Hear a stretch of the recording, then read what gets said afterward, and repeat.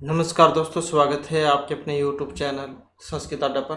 दोस्तों, आज की जो वीडियो इसमें हम करने वाले हैं आपके टीएचडी पीएचडी 2024 में होने वाले एग्जामों के लिए महत्वपूर्ण क्वेश्चन प्रैक्टिस सेट। और ये जो क्वेश्चन है आपका DT+B वाला जो एग्ज़ाम है, इसके अलावा जो UGC नेट वाला जो एग्ज़ाम है या कोई अन्य भी आपका संस्कृत वाला एग्ज़ाम है, तो सभी एग्ज़ामों के लिए यहाँ पर ये क्वेश्चन महत्वपूर्ण रहने वाले हैं।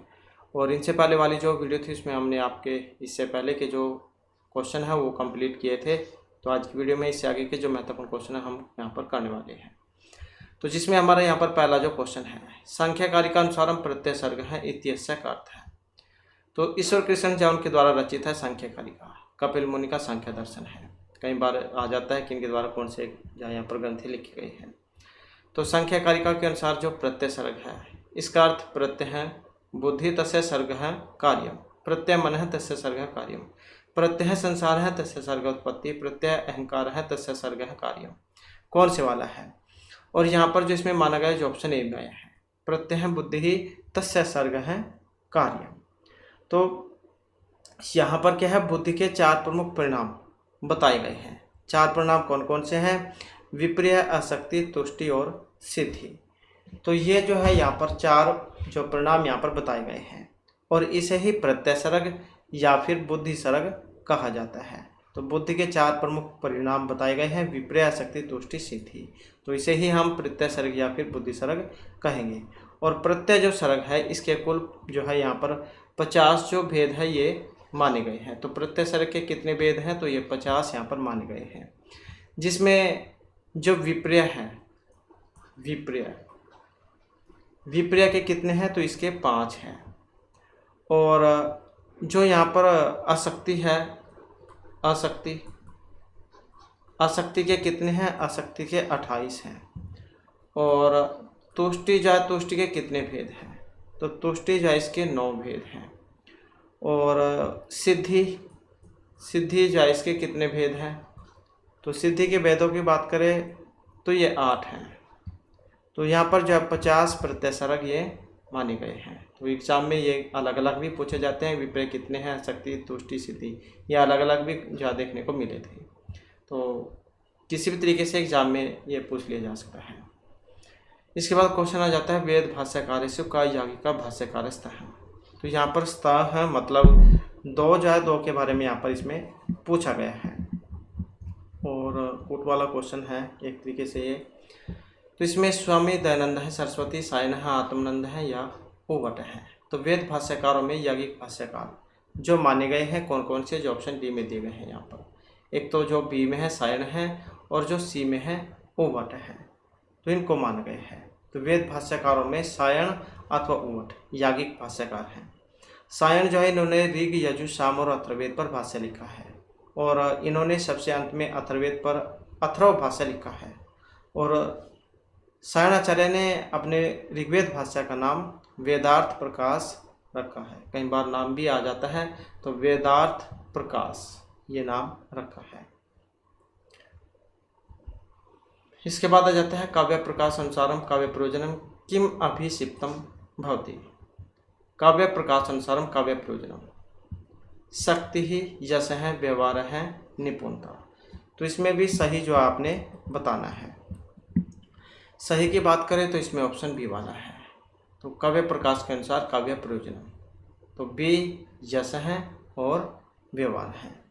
तो आचार्य जो मम्मट है, इन्होंने अपने काव्य प्रकाश में काव्य के 6 प्रयोजन बताए थे जो एग्जाम में पूछे भी जाते हैं। काव्यम यस्य, अर्थकृते, व्यवहारविदे, श्वेत रक्षते, सदह परिणीते, कांता समत्योपदेशुचे। तो इस प्रकार से जो है यहाँ पर ये 6 बताए गए थे। काव्य यश की प्राप्ति के लिए, संपत्ति लाभ, सामाजिक व्यवहार, रोग आदि का नाश, तुरंत ही उच्च कोटि के आनंद का अनुभव और स्त्री के समान मनोभावन उपदेश देने के लिए उपादेय हैं। तो इस प्रकार से ये 6 प्रयोजन हैं। इसी क्वेश्चन को अगर आप विस्तार पूर्वक पढ़ना चाहते हैं तो आपको ये वाला क्वेश्चन हमारी पुराने वाली वीडियो में मिल जाएगा। तो ये सभी वहाँ पर विस्तार पूर्वक है, और सारा क्वेश्चन जो आपको वहाँ पर समझ में भी आसानी से आ जाएगा। इसके बाद है स दूषणापि निर्दोषा सखरापि सुखोमला नमस्तस्मै कृता ये रम्या रामायणी कथा कस्माद ग्रंथाद उद्धृतोऽयं श्लोक है। तो यहाँ पर ये श्लोक लिया गया है। और इस श्लोक का संबंध रामायणात, उत्तर रामचरितात, रघुवंश या नलचंपू। तो इसका जो संबंध है किससे लिया गया है, जो ऑप्शन डी में है, नलचंपू जो है उसमें से ये लिया गया है। और तो जो रामायण है महर्षि वाल्मीकि जयन के द्वारा रचित है, आदि कवि इनको कहा गया है और इनके काव्यों को आदि काव्य है। कांडों में है 7 कांड है इसमें। उत्तरामचरित की बात करें तो भगवती जैन की रचना है और इसमें 7 अंक हैं। और रघुवंशम ये भी महर्षि कालिदास की है, लघुत्री में आता है। और 19 जो है यहाँ पर इसमें सरक है। और नलचंपू ये त्रिविक्रम भट्ट की रचना है, ये 7 उच्छ्वासों में है। इसके बाद जो हमारा नेक्स्ट क्वेश्चन आ जाता है, अधोलिखिता नाम कालक्रम अनुसार समुचित क्रम चिन्ह। तो कालक्रम के अनुसार इनका जो सही क्रम है वो आपने यहाँ पर बताना है। तो ये गौपथ ब्राह्मण है, अथर्ववेद है, इतरे ब्राह्मण है या ऋग्वेद है। और इनमें अगर हम यहाँ पर देखें तो यहाँ पर हमारा आंसर ऑप्शन डी वाला है। तो सबसे पहले जो है यहाँ पर ऋग्वेद या जाएगा। तो कालक्रम के अनुसार बताना है, सबसे पहले यहाँ पर ऋग्वेद आता है, उसके बाद फिर अथर्ववेद आता है, और अथर्ववेद के बाद ऐतरेय ब्राह्मण आता है, और इसके बाद फिर यहाँ पर गौपथ ब्राह्मण ये आता है। तो गौपथ ब्राह्मण जो है ये अथर्ववेद का एकमात्र ब्राह्मण है, जबकि अथर्ववेद में आयुर्वेद और चिकित्सा पद्धति का वर्णन मिलता है, और ऐतरेय ब्राह्मण ऋग्वेद की एक शाखा है जिसका केवल ब्राह्मण ही उपलब्ध है, संहिता नहीं। ऋग्वेद 4 वेदों में सबसे प्राचीन माना गया है और 10 या यहाँ पर इसमें मंडल है, और 1028 इसमें सूक्त है, 10,552 इसमें मंत्र है, या फिर कहीं कहीं आपको 10,580 1/4 इतने मंत्र देखने को मिल सकते हैं। इसके बाद आ जाता है अधुना प्राप्तेषु सामवेदस्य ब्राह्मणेषु 2 ब्राह्मणों कौस्तः है। तो ये यहाँ पर जो सामवेद से प्राप्त जो ब्राह्मण है इसमें 2 ब्राह्मण हैं, वो कौन कौन से हैं, चरक ब्राह्मणम, गालव ब्राह्मणम, संहिता उपनिषद ब्राह्मणम या वंश ब्राह्मणम। तो अधुना प्राप्तेषु सामवेदस्य ब्राह्मणेषु 2 ब्राह्मणों कौस्तः है। तो 2 ब्राह्मण हैं यहाँ पर। 2 ब्राह्मण कौन से हैं, जो यहाँ पर ऑप्शन सी में दिए गए हैं, सी और टी, संहिता उपनिषद ब्राह्मण और वंश ब्राह्मण। तो आधुनिक समय में सामवेद के 2 ब्राह्मण हैं, संहिता उपनिषद और वंश ब्राह्मण। ब्राह्मणों की जो कुल संख्या कितनी है, तो ये 8 मानी गई है। तो 8 हैं, कौन कौन से, जिसमें तांड्य ब्राह्मण, षड्विंश ब्राह्मण, आर्षेय ब्राह्मण, संविधान ब्राह्मण, दैवत ब्राह्मण, उपनिषद ब्राह्मण, संहिता उपनिषद ब्राह्मण, वंश ब्राह्मण। तो इस प्रकार के हैं। इसके बाद है यहाँ पर बर्नेल महोदय अनुसारम ब्रह्मी लिपि अक्षराणाम उत्पत्ति ही समझाता। हिमरेटिक अक्षरेभ्य अरमाइक सिलोन या मिसर अक्षरेभ्य है। तो बर्नेल महोदय अनुसारम ब्रह्मी लिपि अक्षराणाम उत्पत्ति, तो ब्रह्मी जो लिपि है इसके अक्षरों की उत्पत्ति बर्लेन के अनुसार। तो इनके अनुसार जो यहाँ पर मानी गई है, जो ऑप्शन बी में है, अरमाइक अक्षरेभ्य। तो अरमाइक जो अक्षर है इनसे हुई थी ब्रह्मी लिपि की उत्पत्ति। और ये जो अरमाइक जो लिपि है यहाँ पर इसमें कुल 22 अक्षर थे। तो कितने थे, यहाँ पर 22 अक्षर थे। और अरमाइक जो है यहाँ पर ये लिपि खरोष्टी से प्राचीन मानी गई है। इसके बाद है कस्य मत अनुसार फिनसिन लिपि 22 अक्षरेभ्य ब्रह्मा लिपि 22 अक्षराणाम उत्पत्ति रखवत। तो ये किनके मत के अनुसार, फिनसिन लिपि 22 अक्षरेभ्य ब्रह्मी लिपि 22 अक्षराणाम उत्पत्ति होता। तो ये बलूर महोदय, लर्नोमट, अजाइक टेलर महोदय या बर्नेल, तो किन्होंने यहाँ पर ये माना था। और इसमें अगर हम यहाँ पर देखें तो ऑप्शन है हमारा ए वाला। तो ये बलूर जो महोदय है इनके अनुसार है। तो बलूर महोदय के मत के अनुसार जो फिनसिन लिपि है, फिनसिन लिपि ये वाली, इसमें 22 अक्षरों की और ब्रह्मी लिपि में 22 अक्षरों की उत्पत्ति होती है।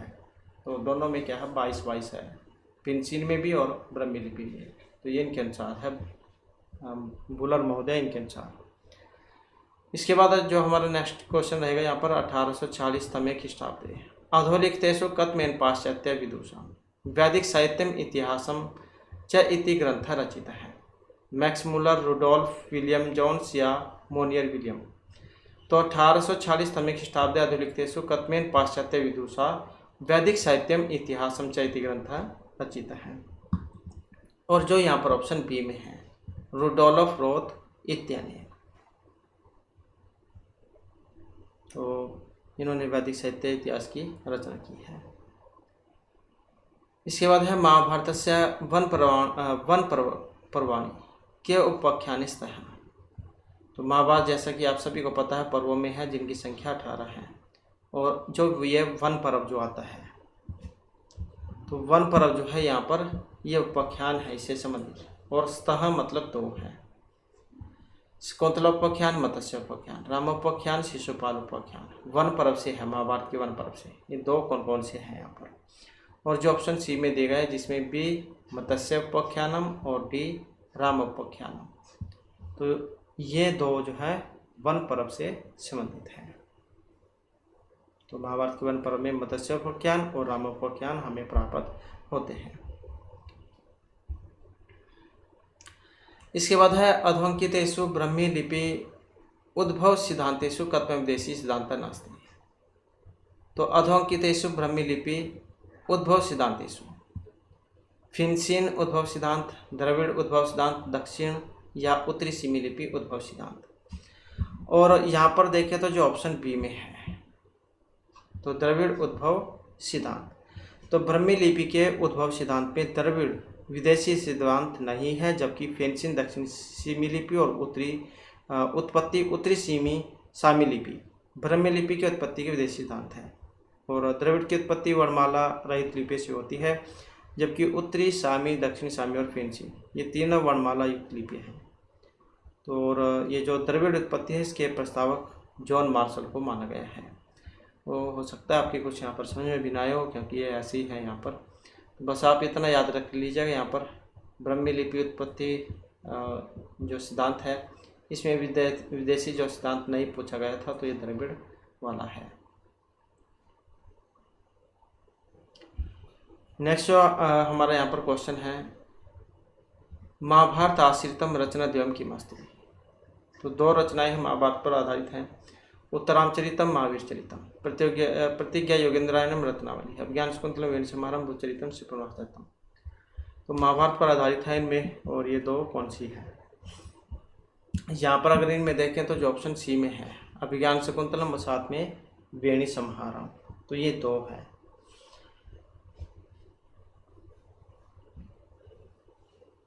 और तो अभिज्ञान शकुंतलम महर्षि कालिदास द्वारा रचित है, और ये जो भट्टनारायण है इनके द्वारा रचित है। अभिज्ञान शकुंतलम जो है यहाँ पर ये महत्वपूर्ण है, क्योंकि एग्जाम में इसमें जो चौथा अंक है यहाँ से जो क्वेश्चन जाए एग्जाम में जरूर आते हैं। इसके बाद जो हमारा नेक्स्ट क्वेश्चन है उपाध्यात अधीते इत्यत्र अपदान संज्ञा विधायक पाणिनेय नियम का।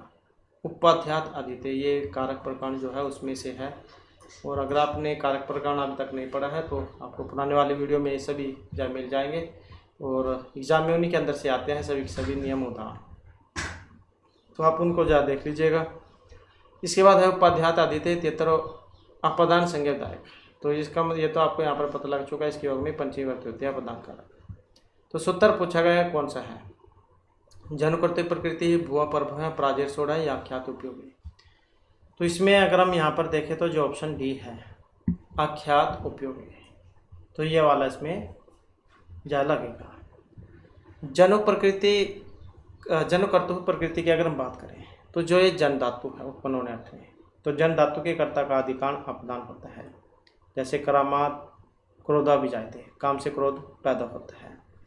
भुआ प्रभव की बात करें तो उत्पन्न होने वाले का जो उत्पत्ति स्थान होता है वह अपदान कहलाता है। जैसे हिमवत है गंगा प्रभवती, गंगा हिमालय से निकलती है। प्राजेर सोढ़ की बात करें परा अर्थात जी धातु के प्रयोग में जो ऐसा ही होता है उसकी अपदान संज्ञा होती है। अध्ययनात् प्राजते, वह अध्ययन से भागता है।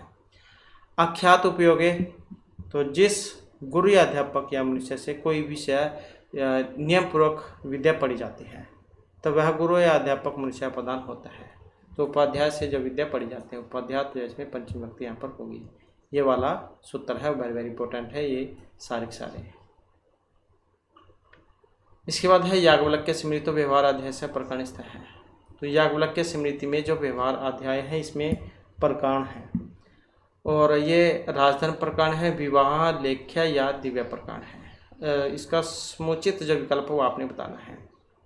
विकल्प की बात करें तो ऑप्शन 3 बनेगा इसमें, सी और डी। तो इसमें लेख्य प्रकरण और दिव्य प्रकरण तो ये आ जाते हैं।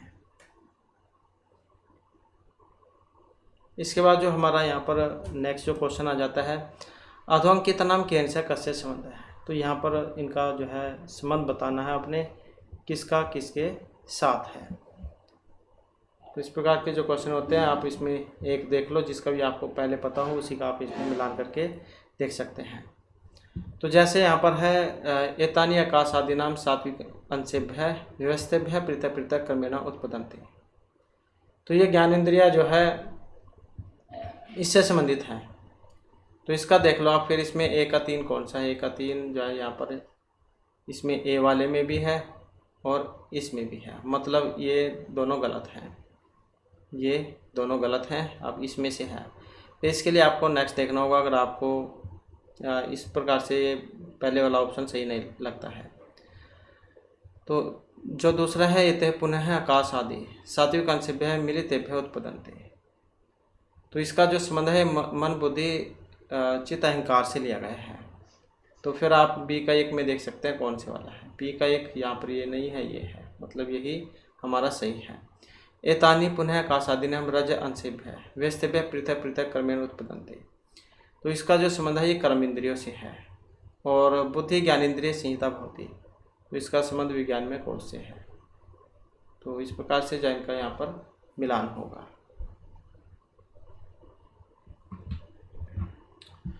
इसके बाद है क्वेश्चन यहाँ पर एधेताम इति प्रयोगे कानि धातु लकार पुरुष वचनानि। एधेताम जैसे का बताना है इसमें कौन सा धातु लकार पुरुष है, और इसमें जो माना गया है जो यहाँ पर ऑप्शन ए में दिया गया है।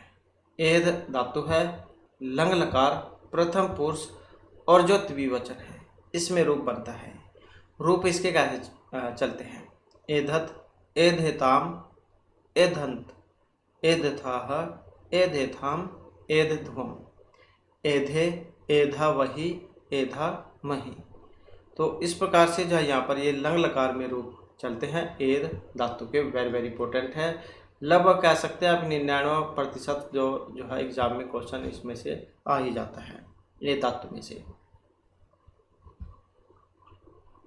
इसके बाद है आलोक विशाला मेह सहसा तिमिर प्रवेश विचिन्ना उन्मीलितापि दृष्टि निमिलिता एवं अंधकारेण। श्लोकेस्मिन का छंदा का अलंकार है। कौन सा यहाँ पर छंद और कौन सा अलंकार है। आलोक विशाला में सहसा तिमिर प्रवेश विचिन्ना, रूपक आर्य उत्प्रेक्षा या वसंती का। तो कौन सा है यहाँ पर, और इसमें जो है ऑप्शन जो है हमारा रहेगा 3 वाला। तो कोट वाला क्वेश्चन है यहाँ पर ये। तो इसमें बी और डी आर्या और साथ में उत्प्रेक्षा जो है यहाँ पर अलंकार इसमें माना गया है। और मत आर्य छंद क्या होता है, यस्यः पादे प्रथमे द्वादश मात्रः तृतीय अपि अष्टादश द्वितीय के चतुर्थ के पंचदश स आर्य। विषम जहाँ यहाँ पर इसको माना गया है, विषम छंद के अंतर्गत ये आता है। इसके जो प्रथम और जो तृतीय जो चरण होते हैं इनमें 12-12 मात्राएं होती हैं, और जो द्वितीय और चतुर्थ है इसमें जो दूसरे नंबर का है इसमें 18 मात्राएं और चौथे वाले में 15 होती है। तो विषम जो छंद है उसके अंतर्गत आता है, और ये वेरी वेरी इंपॉर्टेंट जो यहाँ पर ये आर्य छंद है। उत्प्रेक्षा अलंकार की अगर हम बात करें तो संभावनम अधुत्प्रेक्षा परिकृतस्य समेयात्। तो ये उत्प्रेक्षा अलंकार का लक्षण है। इसके बाद जो हमारा नेक्स्ट क्वेश्चन है, अधुना तैत्तिरीय नामना प्रसिद्धों का ग्रंथस्थ है। तैत्तिरीय नाम से प्रसिद्ध 2 ग्रंथ है, ब्राह्मण, व्याकरण, छंद या उपनिषद। और यहाँ पर अगर हम इसमें देखें तो ऑप्शन है ए वाला, तो ए और सी। तो आधुनिक तैत्तिरीय नाम से ब्राह्मण और उपनिषद प्रसिद्ध ग्रंथ है। तैत्तिरीय नाम यजुर्वेद के ब्राह्मण संप्रदाय कृष्ण यजुर्वेद की 4 शाखाओं में से एक है। तैत्तिरीय नाम से कृष्ण यजुर्वेद शाखा में उपनिषद भी हमें प्राप्त होता है। तो यहाँ पर जो है इसमें ब्राह्मण और जो उपनिषद ये दो प्राप्त होते हैं। इसके बाद आ जाता है नेक्स्ट क्वेश्चन हमारा, वैशेषिक दर्शन अनुसार अधोंकितेषु समुचित उत्तरम चुनोत। तो सही जो उत्तर है वो आपने यहाँ पर बताना है। वैशेषिक दर्शन जैन के अनुसार प्रत्यक्ष अनुमान उपमानानि त्रीणि प्रमाणानि। तो 3 प्रमाण है, प्रत्यक्ष अनुमान उपमान। और प्रत्यक्ष अनुमान ये 2 प्रमाण हैं। प्रत्यक्ष अनुमान 4 प्रमाण है, मतलब प्रत्यक्ष अनुमान उपमान शब्द 4 प्रमाण हैं। और प्रत्यक्ष अनुमान शब्द त्रीणि प्रमाणानि, प्रत्यक्ष अनुमान ये 3 प्रमाण हैं। तो सही जो आपने बताना है इसमें वैशेषिक दर्शन के अनुसार, और इनके अनुसार जो है यहाँ पर ऑप्शन रहेगा बी वाला। तो ये प्रत्यक्ष अनुमान, तो ये 2 प्रमाण हैं। तो वैशेषिक दर्शन के अनुसार प्रत्यक्ष एवं अनुमान ये 2 प्रमाण माने गए हैं। और प्रत्यक्ष अनुमान उपमान और शब्द 4 प्रमाण को न्याय एवं मीमांसा दर्शन मानते हैं। प्रत्यक्ष अनुमान और शब्द ये 3 प्रमाण संख्या और योग ये मानते हैं। तो ये अलग अलग है, एग्जाम में इनके बारे में आता भी है। तो ये मानते हैं न्याय वाले, न्याय दर्शन वाले, और ये मानते हैं योग और जो संख्या है, संख्या, योग और संख्या ये 3 मानते हैं। और प्रत्यक्ष अनुमान उपमान शब्द 4 प्रमाण ये न्याय और मीमांसा, मीमांसा दर्शन ये मानते हैं। इसके बाद जो नेक्स्ट क्वेश्चन है हमारा यहाँ पर, अधोंकितेषु का अर्थ उत्पत्ति प्रमाणानाम स्वीकरोति। अर्थ उत्पत्ति स्वीकार करते हैं। चार्वाक दर्शन, योग, जैन या मीमांसा दर्शन। तो अर्थापत्ति प्रमाणम स्वीकरोति, और जो ऑप्शन डी में है अर्थात मीमांसा दर्शनम।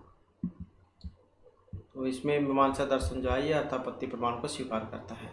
चार्वाक दर्शन केवल प्रत्यक्ष को ही प्रमाण मानता है। जैन दर्शन प्रत्यक्ष और अनुमान को प्रमाण मानता है। योग दर्शन प्रत्यक्ष, अनुमान एवं शब्द को प्रमाण मानता है। तो ऑप्शन जो है यहाँ पर होगा डी वाला, अर्थापत्ति प्रमाण को स्वीकार करता है मीमांसा दर्शन। इसके बाद आ जाता है अधोंकितेषु कयद्वयोः समुचित संबंधः अस्ति। तो इसमें भी 2 बताने हैं कि इनका कौन से 2 है जिनका सही संबंध है। और इसमें जो माना गया है जो ऑप्शन 3 में है यहाँ पर ए और सी, षोडश पदार्थ न्याय दर्शन। तो ये है 2। तो न्याय दर्शन जो है 16 पदार्थों को मानता है। कौन मानता है? न्याय दर्शन। प्रमाण, प्रमेय, संशय, प्रयोजन, दृष्टांत, सिद्धांत, अव्यय, तर्क, निर्णय, वाद, जल्प, वितंडा, हेतुभास, छल, जाति, निग्रह स्थान। तो ये 16 हैं।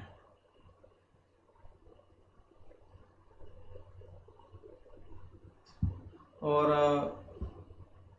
अगर यहाँ पर इसकी बात करें पदार्थों की, तो वैशेषिक दर्शन ज्ञान के अनुसार पदार्थों की संख्या 7 है। ये जो द्रव्य गुण कर्म समान विशेष माया भाव वाले। इसके बाद है तर्क संग्रह अनुसार वाक्यार्थ ज्ञाने अग्निना सिंचेत इति वाक्यम कथम न प्रमाणम।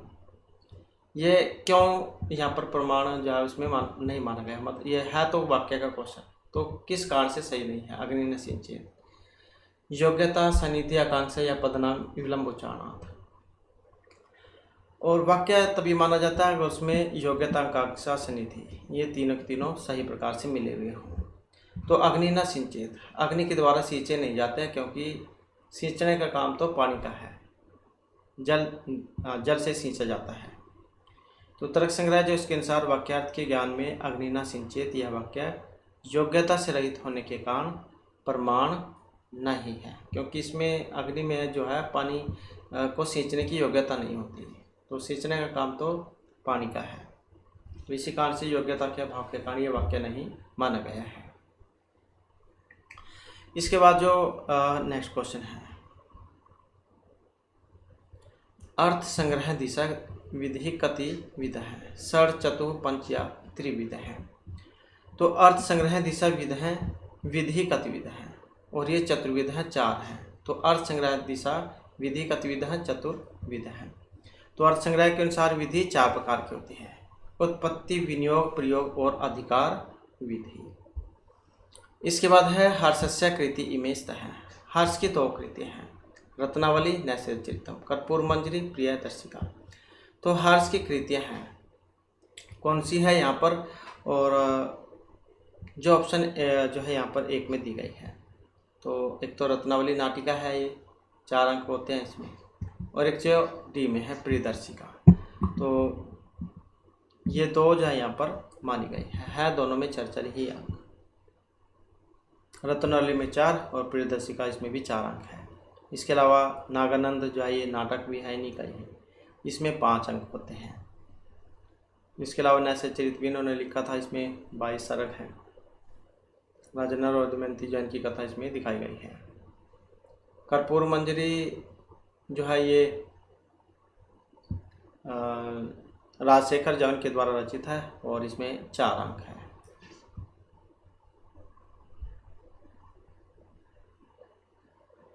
इसके बाद जो नेक्स्ट क्वेश्चन आ जाता है, कथन द्वयम अधोलिखितम तत्र एकम अभिकथनम अपरम च तस्य कारणम इति। तो यहाँ पर कथन अभिकथन जो है वो वाला क्वेश्चन है ये, और इसमें जब बताना है अभिकथन है कि उत्पत्ति परिपूताया किमस्या पावन अंतरी, और इसका कारण है तीर्थोत्कम च वैनी च न शुद्धिम आहर्त है। तो इसमें सही कौन सा है? अब सही जो है ऑप्शन 2 वाला है। दोनों बातें यहाँ पर क्या है, सही है, और ए इत्यस्य आर समुचित कारणम अस्ति, आर जो है के बारे में सही बता रहा है। उत्पत्ति पूर्वताय की मत्स्य पावन अंतरे और तीर्थोत्कम वैनिचयन शुद्धिम आहत है। तो इस प्रकार से जो हमारी आज की क्लास थोड़ी महत्वपूर्ण क्वेश्चन थे, क्योंकि इससे आगे के जो क्वेश्चन हमने इनसे पहले वाली वीडियो जो उसमें कंप्लीट कर लिए थे, और फिर नेक्स्ट जो वीडियो होगी इसमें आपके लिए नए जो महत्वपूर्ण क्वेश्चन हम लेकर आएंगे। और हमारे साथ अंत बनाने के लिए धन्यवाद।